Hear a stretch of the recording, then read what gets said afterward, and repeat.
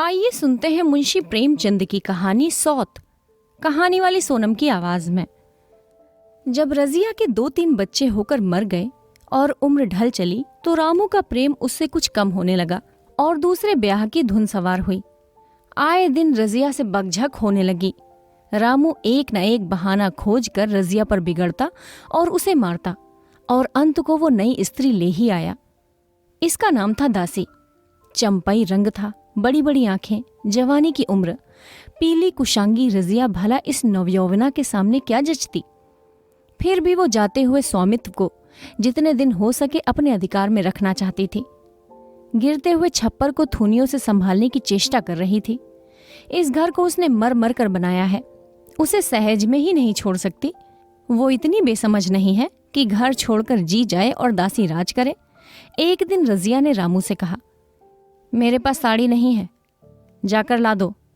रामू उसके एक दिन पहले दासी के लिए अच्छी सी चुंदरी लाया था। रजिया की मांग सुनकर बोला, मेरे पास अभी रुपया नहीं है।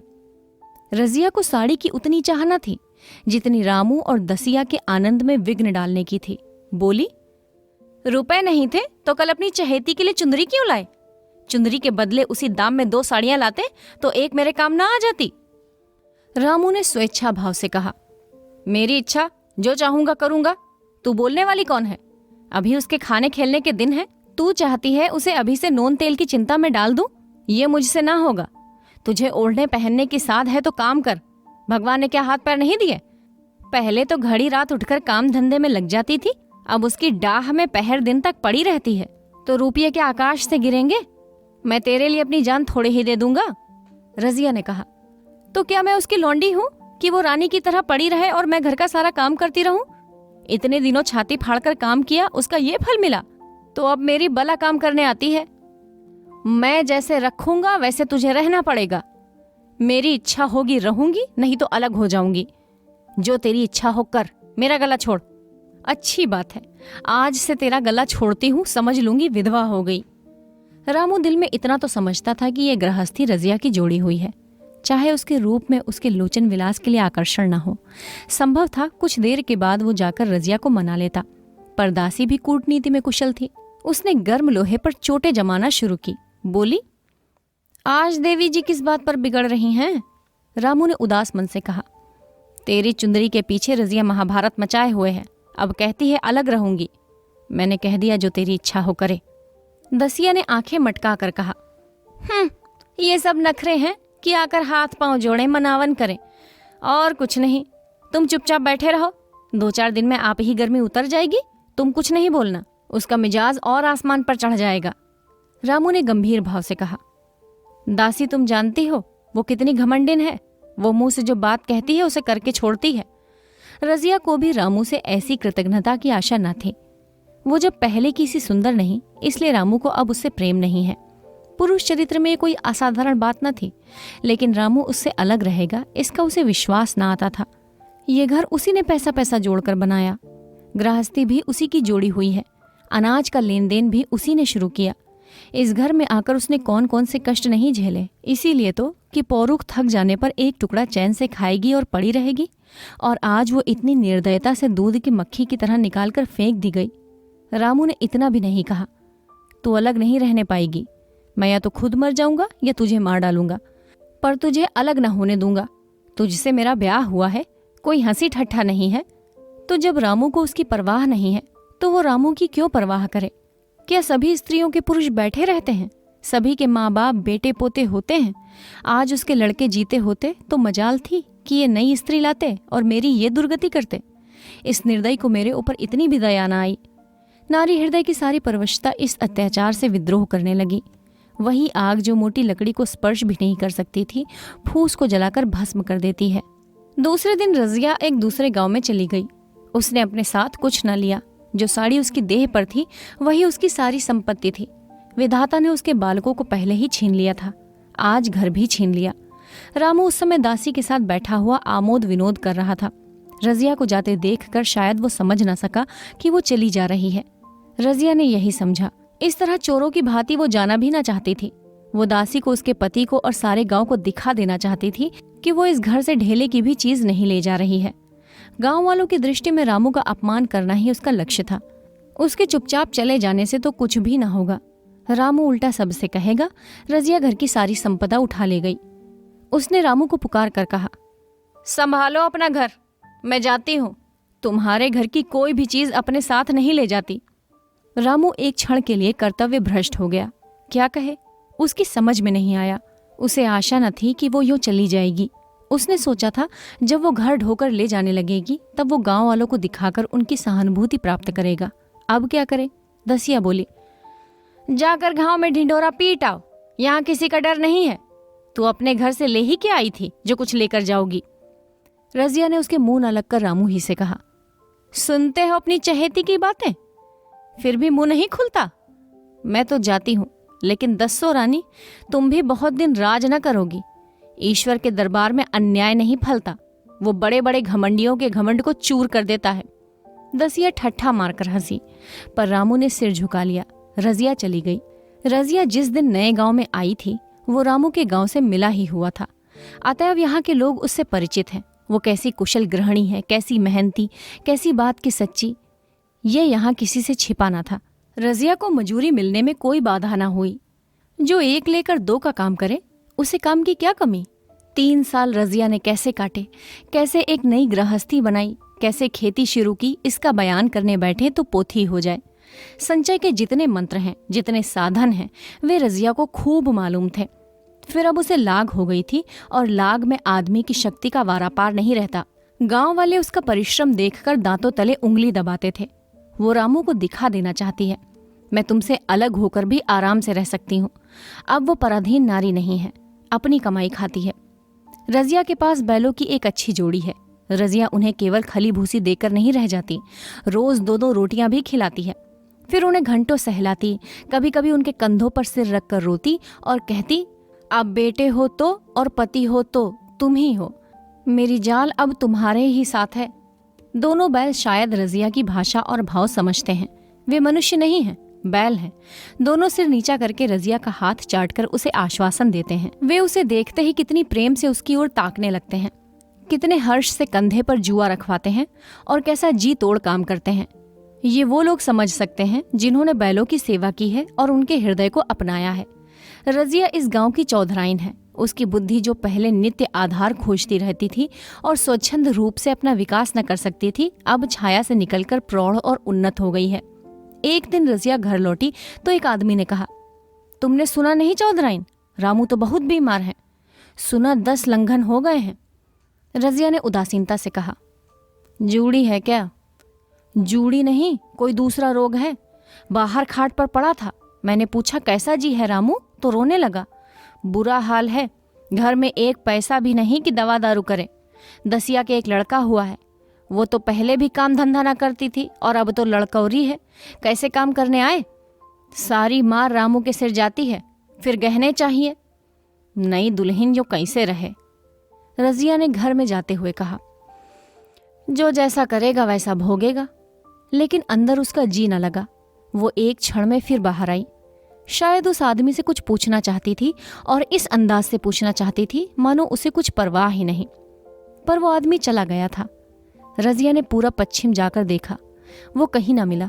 तब रजिया द्वार के चौखट पर बैठ गई। इसे वे शब्द याद आए जो उसने 3 साल पहले रामू के घर से चलते समय कहे थे।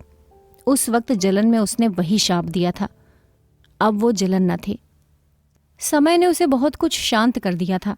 रामू और दासी की हीनावस्था अब ईर्ष्या के योग्य नहीं, दया के योग्य थी। उसने सोचा, रामू को 10 लंघन हो गए हैं तो अवश्य ही उसकी दशा अच्छी न होगी। कुछ ऐसा मोटा ताज़ा पहले भी तो ना था। 10 लंघन ने तो बिल्कुल ही घुला डाला होगा। फिर इधर खेती बाड़ी में भी टोटा ही रहा, खाने पीने को भी ठीक ठाक ना मिला होगा। पड़ोसी की एक स्त्री ने आग लेने के बहाने आकर पूछा, सुना रामू बहुत बीमार है? जो जैसी करेगा वैसी पाएगा। तुम्हें इतनी बेदर्दी से निकाला कि कोई अपनी बैरी को भी ना निकालेगा। रजिया ने टोका, नहीं दीदी, ऐसी बात ना थी। वे तो बेचारे कुछ बोलते ही नहीं। मैं चली तो सिर झुका लिया। दसिया के कहने में आकर वो चाहे जो कुछ कर बैठे हों, यूँ मुझे कभी कुछ नहीं कहा। किसी की बुराई क्यों करूं? फिर कौन ऐसा मर्द है जो औरतों के बस नहीं हो जाता? दसिया के कारण उनकी ये दशा हुई है। पड़ोसी ने आग न मांगा, मुंह फेर कर चली गई। रजिया ने कलसा और रस्सी उठाई और कुएं पर पानी खींचने गई। बैलों को सानी पानी देने की बेला आ गई थी, पर उसकी आंखें उस रास्ते की ओर लगी हुई थी जो रामू के गांव को जाता था। कोई उसे बुलाने अवश्य आ रहा होगा। नहीं, वो बिना बुलाए कैसे जा सकती है? लोग कहेंगे आखिर दौड़ी आई ना। मगर रामू तो अचेत पड़ा होगा। 10 लंघन थोड़े नहीं होते, उसकी देह में था ही क्या। फिर उसे कौन बुलाएगा? दसिया को क्या गरज पड़ी है? कोई दूसरा घर कर लेगी, जवान है, 100 गाहक निकल आवेंगे। अच्छा, वो आ तो रहा है। हाँ, आ रहा है। कुछ घबराया सा जान पड़ता है। कौन आदमी है? इसे तो कभी मलसी में नहीं देखा। मगर उस वक्त से मलसी कभी गई भी तो नहीं। 2-4 नए आदमी आकर बस गए होंगे। बटोही चुपचाप कुएं के पास से निकला। रजिया ने कलसा जगत पर रख दिया और उसके पास जाकर बोली, रामू महता ने भेजा है तुम्हें? अच्छा, तो घर चलो, मैं तुम्हारे साथ चलती हूँ। नहीं, अभी मुझे कुछ देर है। बैलों को सानी पानी देना है, दिया बत्ती करना है। तुम्हें रुपए दे दूं? जाकर दसिया को दे देना, कह देना कोई काम हो तो बुला भेजे। बटोही रामू को क्या जाने, किसी दूसरे गांव का रहने वाला था। पहले तो चकराया, फिर समझ गया। चुपके से रजिया के साथ चला गया और रुपए लेकर लंबा हुआ। चलते चलते रजिया ने पूछा, अब क्या हाल है उनका? बटोही ने अटकल से कहा, आप तो कुछ संभल रहे हैं। दसिया बहुत रो धो तो नहीं रही थी? रोती तो नहीं थी। वो क्यों रोएगी, मालूम होगा पीछे। बटोही चला गया तो रजिया ने बैलों को सानी पानी किया, पर मन रामू की ही ओर लगा हुआ था। स्नेह स्मृतियां छोटी छोटी तारिकाओं की भांति मन में उदित हो जाती थीं। एक बार जब वो बीमार पड़ी, वो बात याद आई। 10 साल हो गए, वो कैसे रात दिन उसके सिरहाने बैठा रहता था, खाना पानी तक भूल गया था। उसके मन में आया, क्यों न चलकर देख ही आवे। कोई क्या कहेगा? किसका मुंह है जो कुछ कहे? चोरी करने नहीं जा रही हूँ, उस आदमी के पास जा रही हूँ जिसके साथ 15-20 साल रही हूँ। दसिया नाक सिकोड़ेगी, मुझे उससे क्या मतलब। रजिया ने किवाड़ बंद किए, घर मजूर को सहेजा और रामू को देखने चली, कांपती झिझकती, क्षमा का दान लिए हुए। रामू को थोड़े ही दिनों में मालूम हो गया था कि उसके घर की आत्मा निकल गई, और वो चाहे कितना जोर करे, कितना ही सिर खपाए, उसमें स्फूर्ति नहीं आती। दासी सुंदरी थी, शौकीन थी और फूहड़ थी। जब पहला नशा उतरा तो ठाएं ठाएं शुरू हुई। खेती की उपज कम होने लगी, और जो होती भी थी तो वो ऊट पटांग खर्च होती थी। ऋण लेना पड़ा। इसी चिंता और शोक में उसका स्वास्थ्य बिगड़ने लगा। शुरू में कुछ परवाह नहीं की, परवाह करके ही क्या करता, घर में पैसे न थे। अताइयों की चिकित्सा ने बीमारी की जड़ और मजबूत कर दी, और आज 10-12 दिन से उसका दाना पानी छूट गया था। मौत के इंतजार में खाट पर पड़ा करा रहा था। और अब वो दशा हो गई थी जब हम भविष्य से निश्चिंत होकर अतीत में विश्राम करने लगते हैं। जैसे कोई गाड़ी आगे का रास्ता बंद करके पीछे लौटे। रजिया को याद करके वो बार बार रोता और दासी को कोसता, तेरे ही कारण मैंने उसे घर से निकाला। वो क्या गई, लक्ष्मी चली गई। मैं जानता हूँ अब भी बुलाऊं तो दौड़ी आएगी, लेकिन बुलाऊं किस मुंह से। एक बार वो आ जाती और उससे अपने अपराध क्षमा करा लेता, फिर मैं खुशी से मरता, और लालसा नहीं है। सहसा रजिया ने आकर उसके माथे पर हाथ रखते हुए पूछा, कैसा जी है तुम्हारा? मुझे तो आज हाल मिला। रामू ने सजल नेत्रों से उसे देखा, पर कुछ कह न सका। दोनों हाथ जोड़कर उसे प्रणाम किया, पर हाथ जुड़े ही रह गए और आंखें उलट गईं। लाश घर में पड़ी थी। रजिया रोती थी, दसिया चिंतित थी। घर में रुपये का नाम नहीं, लकड़ी तो चाहिए ही, उठाने वाले भी जलपान करेंगे ही। कफन के बगैर लाश उठेगी कैसे? 10 से कम खर्च न था। यहाँ घर में 10 पैसे भी नहीं। डर रही थी कि आज गहना फताई। ऐसी कीमती भारी गहने ही कौन थे? किसान की बिसात ही क्या? 2-3 नग बेचने के 10 मिल जाएंगे, मगर और हो ही क्या सकता है। उसने चौधरी के लड़के को बुलाकर कहा, देवर जी, ये बेड़ा कैसे पार लगे? गांव में कोई ढेले का भी विश्वास करने वाला नहीं। मेरे गहने हैं, चौधरी से कहो इन्हें गिरो रखकर आज का काम चलाए, फिर भगवान मालिक है। रजिया से क्यों नहीं मांग लेती? सहसा रजिया आंखें पोंछती हुई आ निकली, कान में भनक पड़ी। पूछा, क्या है जोखू, क्या सलाह कर रहे हो? आप मिट्टी उठाओगे कि सलाह की बेला है? हाँ, उसी का सरंजाम कर रहा हूँ। रुपए पैसे तो यहाँ होंगे नहीं, बीमारी में खर्च हो गए होंगे। इस बेचारी को तो बीच मंझदार में लाकर छोड़ दिया। तुम लपक कर उस घर चले जाओ भैया, कौन दूर है, कुंजी लेते जाओ। मंजूर से कहना भंडार से 50 रुपए निकाल कर दे दें। कहना ऊपर की पटरी पर रखे हैं। वो तो कुंजी लेकर उधर गया। इधर दसिया राजू के पैर पकड़ पकड़ कर रोने लगी।